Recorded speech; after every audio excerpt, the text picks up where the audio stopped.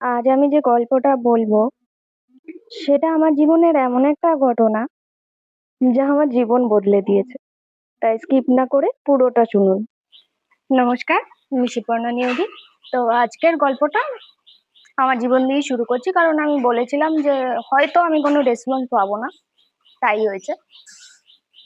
তো আজকের গল্পটা বেশ পুরনো। তখন আহ প্রত্যেকটা মানুষের জীবনেই যে টার্নিং পয়েন্টটা আসে মাধ্যমিক উচ্চ মাধ্যমিক এই সময়টা।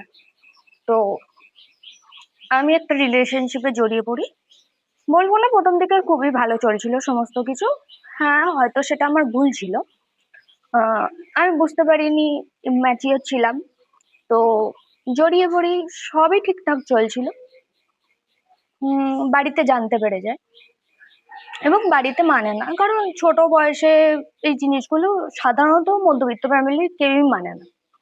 তো আমি অনেক কিছু করে সেটাকে আটকে রাখার চেষ্টা করি, যাই হোক আস্তে আস্তে ওরা মানতে শুরু করে। টেনে পড়ার সময় হুট করে আমার নার্ভের সমস্যা দেখা দেয়। নার্ভের সমস্যা বলতে মাধ্যমিকের 1 সপ্তাহ আগে আমার খুব জ্বর আসে। এবার এতটাই জ্বর আসে, আর মানে জ্বর কিছুতে কমে না, মানে যেই ডাক্তারই দেখাচ্ছি সেই ডাক্তারই জ্বর কমাতে পারছে না। প্যারাসিটামল দিলেও জ্বর নামছে না 100-র নিচে। তো তারপর আমি যাকে ছোটবেলা থেকে লাংসের ডাক্তার যাকে দেখাই, তিনি একটা ওষুধ দেন। তখন আমার জ্বরটা কমে, কিন্তু দুর্ভাগ্যবশত তখন আমি এতটাই চাপ নিয়ে নিই যে আমি আহ পড়া সব ভুলে যাই। মানে আমি কিছু, মানে মনে করতে পারছিলাম না যে এটা কি, মানে বই আর আমার মধ্যে না মানে এমন একটা সম্পর্ক হয়ে গেছিল যে আমি এটাকে আর চিনতে পারছিলাম না, আমার কিচ্ছু মনে ছিল না। তো কারণ এর পেছনে একটা কারণ হচ্ছে যে আমি সাধারণত খুব দুরন্ত, মানে আমি পরীক্ষার আগে পড়বো, খুব ভালো নাম্বার পাবো এই ধরনের, কিন্তু তখন আমার মাথায় কি ক্লিক করেছিল আমি ঠিক জানি না, যে আমাকে প্রচুর ভালো নাম্বার পেতে হবে। আর আমি আমার দিদিকে দেখেছি সারাদিন থেকে পড়তে, তো আমিও সেটাই শুরু করি। ভোরবেলা ওঠা, টিউশন, মানে পুরো সময়টা আমার টিউশন, স্কুল, আর ওই ভোরবেলা উঠে ওই 4:30-র সময় উঠে পড়া থেকে আমার শুরু হতো। এই করতে করতে একটা মেয়ে যখন দুরন্ত হয়, সে হুট করে এরকম চাপ নিয়ে নিলে তার এই সমস্যাটা দেখা যেতে পারে, কারণ সে তো প্রথম থেকে এরকম না। তো এটা শুরু হয়। তারপর শুরু হয় চোখে যন্ত্রণা। চোখের ডাক্তারও একই কথা বলে যে চাপ থেকে হচ্ছে। যাই হোক, পরীক্ষা দিই, মাধ্যমিক দিই। খুব ভালো হয়নি মাধ্যমিক, মানে কিছু মনে ছিল না, আমি আগেই বললাম। ওই 1 সপ্তাহ পর যে জ্বরটা শেষ হয়, মানে 4-5 দিনের মাথায় যে জ্বরটা শেষ হয়, ওই তারপর যেটুকুনি পড়েছিলাম ওটা পড়েই আমি পরীক্ষা দিতে যাই। আর তারপর শুরু হয় আমার নার্ভের সমস্যা। আমি প্রথম শুরু হয় আমার শ্বাসকষ্ট, তারপর শুরু হয় আমার মাথা ঘুরে পড়ে যাওয়া, যখন তখন যেখানে খুশি। তো এইসবের জন্য ওই রিলেশনশিপে আমার একটু দূরত্ব চলে আসে। এবার একদিন আমি, মানে তখন একটু মেন্টাল ডিস্টারবেন্স চলে এসেছিল আমার মধ্যে, সাইকোলজিক্যাল কিছু প্রবলেমের জন্য। তো আমি একদিন মজার ছলে একটা জনবহুল স্টেশনে খুব মজা করছিলাম। তো আমি মজা করতে করতে তাকে বলি আমি অন্য কারোর সাথে রিলেশনশিপে চলে গেছি। আর সে কিছু বোঝার আগেই সে আমার থেকে জাস্টিফিকেশন না চেয়ে হুট করে ওই জনবহুল স্টেশনে সবার সামনে আমার গায়ে হাত তোলে, 10-10টা থাপ্পড় মারে।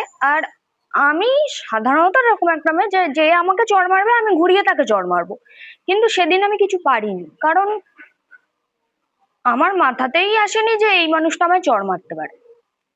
তার পাশে আমার বন্ধু দাঁড়িয়ে থাকে, তখন তাকে আমি বেস্ট ফ্রেন্ড ভাবতাম, সেও আমায় ধোকা দেয়। ও দাঁড়িয়ে দাঁড়িয়ে শুধু কতগুলো চড় মারছে গুনছে, আটকানোর কোনো চেষ্টা নেই, বা কাউকে ডাকবো, ধমকানো, আর পুরো স্টেশনের লোক, সেদিন আমি সোসাইটির লোকদের দেখেছিলাম, সবাই আমাকে ঘিরে দাঁড়িয়ে আছে, কেউ ছেলেটাকে আটকায়নি। নোংরা নোংরা গালিগালাজ করছে, সে জানে আমার তখন মেন্টাল ডিস্টারবেন্স চলছে, আমার সাইকোলজিক্যাল ট্রিটমেন্ট চলছে। ইভেন আমি অনেকটা ভেঙে পড়েছিলাম, তো সেসব শোনে না। তো সেদিনের পর আমি রিলেশনশিপ ব্রেক করি। ব্রেক করার পর কি হয়, সোসাইটি, বন্ধু বান্ধব থেকে আরম্ভ করে বাড়ির লোক সবাই বলতে শুরু করে যে ওই ব্রেকআপের কারণেই তোর শরীর খারাপ হয়েছে। কেউ এটা ভাবলো না যে আমার পরীক্ষার আগে থেকেই শুরু হয়েছে জিনিসটা। কারণ একটা মেয়ের জীবনে বা কারোর জীবনেই যদি কিছু হয়, কেউ সুইসাইড করতে গেলে হয়তো বয়ফ্রেন্ড ছিল, এটা আমাদের সোসাইটির একটা ট্যাবু বলতে গেলে বলা যায়। তো সেটাই বলে, কেউ জানতে চায় না। তারপর আহ আমার লড়াইটা শুরু হয় একার। আমি ছোটবেলা থেকেই সায়েন্স নিয়ে পড়তে চেয়েছিলাম, কারণ আমার খুব জানার ইচ্ছা ছিল, আমার এক্সপেরিমেন্ট করতে খুব ভালো লাগতো। আর আমার পিছনের জিনিস জানতে অতটা ভালো লাগে না, যতটা আমি সামনের জিনিসে কনসেন্ট্রেট করতে পারি, যতটা নিজের প্রতি আমার কনসেন্ট্রেট থাকে যে আমি কিছু করব এই জিনিসটা। তো ওই এক্সপেরিমেন্ট, ভালোবাসা, সমস্ত কিছু, ফিজিক্সের প্রতি ভালোবাসা, বায়োলজির প্রতি ভালোবাসা, তো এইসব থেকে আমি সায়েন্স নেব। আমার প্রত্যেকটা টিচার যাদের কাছে আমি পড়তাম, তারা থেকে আরম্ভ করে সবাই, বাড়ির সবাই, বন্ধুরা, সবাই মিলে, না তুই সায়েন্স নিবি না। তো প্রথমে ভেবেছিলাম ওদের কথাই শুনে নেবো, তারপর ভাবলাম যে জীবনটা আমার, আমি এরকম রিস্ক নেব না, আমি সায়েন্সই নেব। কেউ আমার সায়েন্স নিতে চায়নি, আমার বাড়ির লোক বলে দিয়েছিল তুই সায়েন্স নিয়ে পাশ করতে পারবি না। আমার টিচাররা গাড়ি ফেল করে আমি অন্যদিকে যাব, মানে ও যেদিকে যাবে, আমার টিচার যেদিকে যাবে, আমি সেদিকে যাব না, অন্যদিকে যাব। তাই জন্য তিনি তার গাড়ি ফেল করে আমাকে বোঝানোর জন্য যে না তুমি সায়েন্স নেবে না, তুমি পারবে না।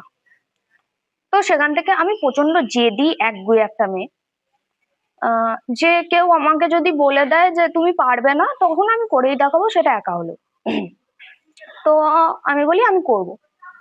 আমি বাড়িতে আসি, আমি সায়েন্সের ফর্ম ফিল আপ করি। সবাই বলে তুই পারবি না।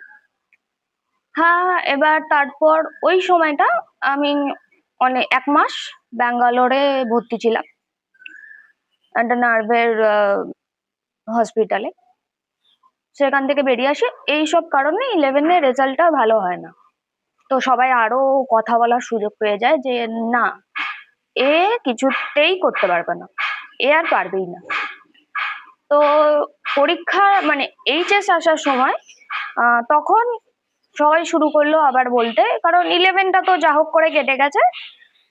তখন সবাই বলতে শুরু করলো ওকে উচ্চ মাধ্যমিক দেওয়াস না, ওকে এইচএস দেওয়াস না, ও এইচএস এ নাম্বার না পেলে আমাদের মান সম্মান চলে যাবে। ওর দিদি এত ভালো, মানে সবাই, আমার বাড়ির সবাই প্রচন্ড ভালো পড়াশোনায়, সবাই সায়েন্সের স্টুডেন্ট, আমার জেঠু ডাক্তার, আমার বড়দি পিএইচডি করছে কেমিস্ট্রি নিয়ে। তো বিশাল বিশাল হিউজ ফ্যামিলি, এবং তারা সবাই খুব ভালো পড়াশোনা। তো সেখান থেকে তাদের একটা মান সম্মানে ভয় চলে আসে। কিন্তু আমার মা বলে যে না আমি পরীক্ষা দেওয়াবো। তখন মায়ের একটা কনফিডেন্স চলে আসে। মা বলেছিল আমি পরীক্ষা দিতে নিয়ে যাব, আমি নিয়ে আসবো। যদি পরীক্ষা হলে ওর কোনো শারীরিক অসুস্থতা হয়, ও যদি আবার অজ্ঞান হয়ে যায়, ওর কোনো মেন্টাল ব্যাকগ্রাউন্ড দেখা যায়, আমি থাকবো বাইরে। আর স্যারেদের আগে থেকে বলে রেখেছিল, মানে যে স্কুলে সিট পড়েছিল তাদের একটা মেডিকেল রিপোর্ট দেওয়া হয়েছিল, তো তাদের ইনফর্ম করা ছিল যে এর কিছু হলে মাকে যেন ডাকা হয়। এই করে পরীক্ষা দিই। আমি খুব ভয়ে ছিলাম যে সবাই এত বারণ করেছিল। ইভেন আমার বন্ধুরা বলতো যে তুই পড়াশোনা করে কি করবি, তুই তো ফেল করবি। মানে যারা আর্টস স্ট্রিমে ছিল তারা পর্যন্ত আমাকে বলতো যে তোর তোর হয়ে আমরা পরীক্ষা দিলে আমরা বেশি নাম্বার পাবো। প্রচুর অপমান সহ্য করেছে, আমার মায়ের মুখ প্রতিদিন ছোট হয়েছে, প্রতিদিন মাকে শুনতে হয়েছে সমস্ত কথা। আহ আমার বাবাকে শুনতে হয়েছে, আমার দিদিকে শুনতে হয়েছে, সবাইকে শুনতে হয়েছে। কিন্তু উত্তর দেওয়ার সময় আসলো আমার জীবনে। উত্তর দিলাম উচ্চ মাধ্যমিকের রেজাল্ট 435 পেয়েছিলাম। সেদিন আমি হাসিটা হেসেছিলাম। আর যে মেয়েটার কথা বললাম প্রথমে, যে আমাকে থাপ্পড় খেতে দেখেছিল, সে আমাকে সবার প্রথম ফোন করে। ঠিক আছে, এটা একটা মজার স্টোরি যে ও আমাকে নিয়ে ঠিক কি লেভেলের হিংসাটা করতো, এখন আমার জীবনে নেই, ভাগ্য ভালো। আমি চাইও না এরকম কেউ আমার জীবনে থাকুক। ইভেন ও আমার সাথে বন্ধুত্ব করেছিল, এটাও আমি চাইনি, কারণ ওর জীবনে, ও প্রচন্ড রিচ ফ্যামিলি থেকে আসে, কিন্তু ওর জীবনে সব সময় কম্পিটিশন আমার সাথে। মানে কেউ আমার সাথে হেসে কথা বললে তাকে ওর মাঝখানে ঢুকতে হবে, ওকে বেশি প্রায়োরিটি দিতে হবে, এরকম প্রচুর হিংসা ওর মধ্যে ছিল। তো ও আমাকে ফোন করে বলে, কত পেয়েছিস? আমি বললাম 435। তুই? বললো 436। বললাম বাহ, খুব ভালো, একসাথেই আছি, একসাথেই ভর্তি হবো। কলেজের ফর্ম ফিল আপের সময় আসলো, ও চান্স পাচ্ছিল না, আমি যে কলেজে পড়েছি সেই কলেজে চান্স পাইনি। ওর মানে একটা তো প্রথমে কারা কারা ফর্ম ফিল আপ করেছে তার লিস্টটা বেরোয়, তারপর তো ফার্স্ট লিস্ট সেকেন্ড লিস্ট করে বেরোতে শুরু করে। তখন আমার দিদি চেক করে বলে ও 406 পেয়েছে, ওর নাম্বার পাইনি। এবার 406টাও খারাপ নাম্বার নয়, কিন্তু ওই কম্পিটিশনটা কেন আমি জানি না, আমাকে 406 বলেও কোথাও ছোট হতো না। এবার দিদি দেখে বললো, আমি বললাম হয়তো ওর ফোর্থ সাবজেক্টের নাম্বারটা দেয়নি, তার জন্য হতে পারে। এখানে তারপর একটা কলেজে আমরা দুজনে ভর্তি হবো বলে ইয়ে করছিলাম, ফর্ম ফিল আপ করছিলাম ইউনিভার্সিটিতে, একটা স্পেশাল সাবজেক্টের জন্য। তো তখন আমি বাড়ি থেকে ফর্ম ফিল আপ করি আমার ল্যাপটপে। ও ফর্ম ফিল আপ করতে পারছিল না, তো আমাকে ডাকলো, আমি গেছি ওর বাড়ি। ফর্ম ফিল আপ করার সময় ওখানে এইচএস এর রেজাল্ট বের করে। আমি বলছি এখানে তো 406 লেখা আছে। তুই যে বলছিস, মানে এটা 2-3 বছর পরের ঘটনা, মানে বিএসসি শেষ হয়েছে, এমএসসির জন্য একটা স্পেশালাইজেশন কোর্সের জন্য তখনের ঘটনা। তো আহ তখন বলছে না তুই ভুল শুনেছিলিস। আচ্ছা, আমার মা ছিল ওখানে, আমার দিদি ছিল, সবাই ভুল শুনেছে, কারণ ফোনটা স্পিকারে ছিল, কারণ তো সবাই ফোন করছিল। এটা তো মধ্যবিত্ত ফ্যামিলি, সবাই জানে যে রেজাল্ট বেরোলে যারা চেনে না জানে না তারাও ফোন করতে শুরু করে দেয়, তো সেই ব্যাপারটাই হয়েছিল। আহ তো যাই হোক, রেজাল্টের মাধ্যমে উত্তরটা দিতে পেরেছিলাম সেইবার। আর সব থেকে হাসির ব্যাপার এটা, আমি 12 কিন্তু অত পড়াশোনা করিনি, যেই চাপটা আমি মাধ্যমিকের সময় নিয়েছিলাম। তো আমি বিশ্বাস করি যে যেভাবে জিনিসটাকে অ্যাবসর্ব করতে পারে সে সেইভাবেই অ্যাবসর্ব করুক, তাহলে তার মধ্যে জানার ইচ্ছাটা বাড়ে। তাকে ওই পুঁথিগত শিক্ষাটা মানে হড়হড় করে নিতে হয় না, সে নিজের জ্ঞান দিয়ে সে জানতে পারে। তাহলে এমন কোনো কোশ্চেন যেটা ঘুরিয়ে এসছে, হয়তো লাইন বাই লাইন কোশ্চেন আসেনি, সেখানেও সে লিখতে পারবে, যেটা সায়েন্সে খুব ইম্পর্টেন্ট। কিন্তু আমি মাধ্যমিকের সময় ঠিক উল্টোটা করেছিলাম, আমাকে সব পড়ে নিতে হবে, মানে আমি বুঝতে চাইতাম না, আর আমি যেটা নই তার বাইরে চলে গেছিলাম। তো এটা হওয়াটা স্বাভাবিক ছিল, কিন্তু কারোর একটা কৃপায় হয়তো আমি সেই নাম্বারে সায়েন্সটা পেয়ে যাই। ভাগ্যিস পেয়ে গেছিলাম, তাই জন্য হয়তো কিছু মানুষকে চিনতে পেরেছি যারা প্রতিনিয়ত আমাকে অপমান করে গেছে, আমার বাড়ির লোককে অপমান করে গেছে।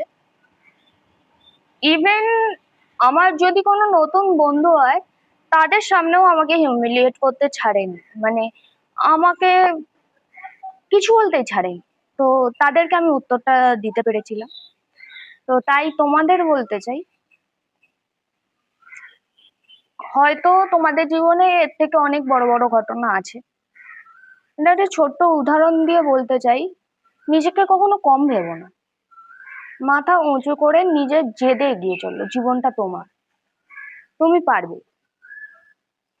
আর সত্যি তোমাদের যদি কোনো গল্প শেয়ার করার থাকে, তো আমাকে ডেসক্রিপশনে দেওয়া নাম্বারে শেয়ার করো, আমি তোমাদের গল্প বলবো। যেটা বলেছিলাম, নাম জানাতে অনিচ্ছুক থাকলে আমি নাম জানাবো না। কোনো প্রবলেমের সলিউশন পেতে চাইলে আমরা সেটাতেও হেল্প করব। ইভেন তোমরা ফানি স্টোরি, ট্র্যাজেডি বা হরর স্টোরি যা খুশি পাঠাতে পারো, আমার কোনো অসুবিধা নেই। এটা এক হওয়ার একটা ফ্যামিলি। তো আমি আমার জীবনের এই পার্টটাকে তুলে ধরলাম। তোমরাও জানিও তোমাদের ঘটনা। নমস্কার। আর কমেন্টে জানাও কেমন লাগলো প্লিজ। আর এরকম কোনো ইনসিডেন্ট তোমাদের আছে কিনা, বা এরকম কোনো ফ্রেন্ড তোমাদের জীবনে আছে কিনা যে তোমাকে সবসময় নিচে নামানোর চেষ্টা করে, সেটাও জানিও।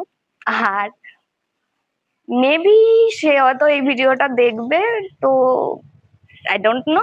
আমার বলার ছিল, আমি বলে দিয়েছি। আমি ভয় পাই না, আর তোমরাও ভয় পেও না। এগিয়ে এসো, সবাই মিলে মন খুলে কথা বলি, সমাজে ব্যারিয়ারটাকে ভাঙি, যে ট্যাবু গুলো আমাদের ওপর আছে সেগুলোকে একটু ভাঙি, হ্যাপি থাকি। বাই। সাবস্ক্রাইব করো।